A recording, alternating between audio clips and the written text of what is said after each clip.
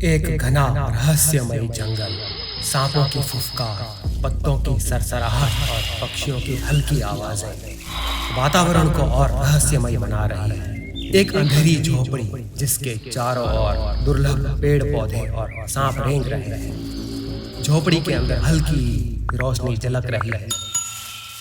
यह कहानी है उस समय की जब सत्ता केवल तलवार की धार से नहीं बल्कि चतुराई और छल से चलाई जाती थी। लेकिन हर राजा का सबसे बड़ा डर न कोई सेना थी न ही कोई युद्ध कला। वह था एक अदृश्य हथियार जिसे कहते थे विष कन्या। विष कन्या जो दूध की जगह विष से पोषित होती थी। उसकी सुंदरता साम्राज्यों को झुका सकती थी, लेकिन उसका स्पर्श मौत लाता था।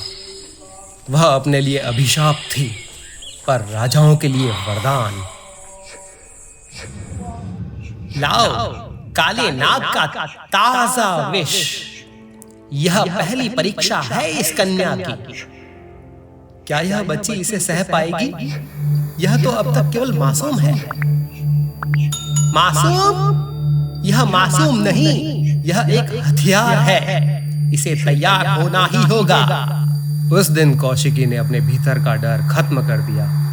वह अब केवल एक बच्ची नहीं रही, वह एक हथियार बन रही थी। ध्यान रहे, यह बच्ची हमारी सबसे घातक विष कन्या बनेगी। यह विष केवल उसका अस्त्र नहीं, इसका जीवन है। महाराज, धर्मादित्य के राज्य की ताकत बढ़ती जा रही है। उनका सैन्य बल अजेय है। सैन्य बल का सामना करना मूर्खता है। हमें वह हथियार इस्तेमाल करना होगा जो न तलवार है न तीर। महाराज, कौशिकी अब पूरी तरह से तैयार है। उसकी सुंदरता और उसका विष दोनों अचूक है। अच्छा, तो फिर धर्मादित्य का अंत अब निश्चित है। उसे यह भी पता नहीं चलेगा कि उसकी मौत उसके पास मुस्कुराते हुए आएगी। जब कौशिकी ने दरबार में कदम रखा तो जैसे समय थम गया। उसकी चाल में मोह था और उसकी मुस्कान में रहस्य। यह कौन है? इसकी चाल में बयार है और इसकी उपस्थिति में तूफान। महाराज, यह यात्रा करने वाली कलाकार है। इसका नाम कौशिकी है। तुम्हारी सुंदरता साम्राज्यों को जीत सकती है, लेकिन तुम्हारी आंखों में छिपा यह रहस्य क्या है सुंदरी? हर फूल के साथ कांटे भी होते हैं महाराज। सुंदरता का भी एक उद्देश्य होता है। कौशिकी राजा को विष का प्याला देती है। वह पीते ही हांफने लगते हैं। तुमने यह क्यों किया? क्योंकि यही मेरा उद्देश्य है। मैं मौत हूँ महाराज, और मैं आपका अंत हूँ।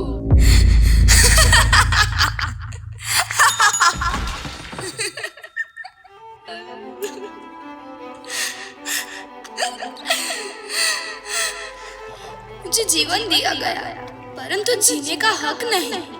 मैं एक औरत थी, लेकिन मुझे हथियार बना दिया गया। प्रेम, हंसी और खुशी का अर्थ मैं कभी समझ ही नहीं पाई। मैं ना बेटी हूँ, ना पत्नी, ना माँ।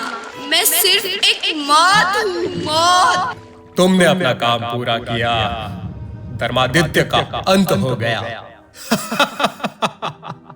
मेरा क्या महाराज, मैं ऐसे ही जिंदा रहूंगी, एक भूत की तरह।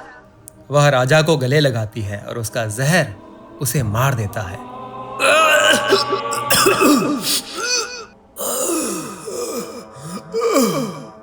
विष कन्या एक चेतावनी है।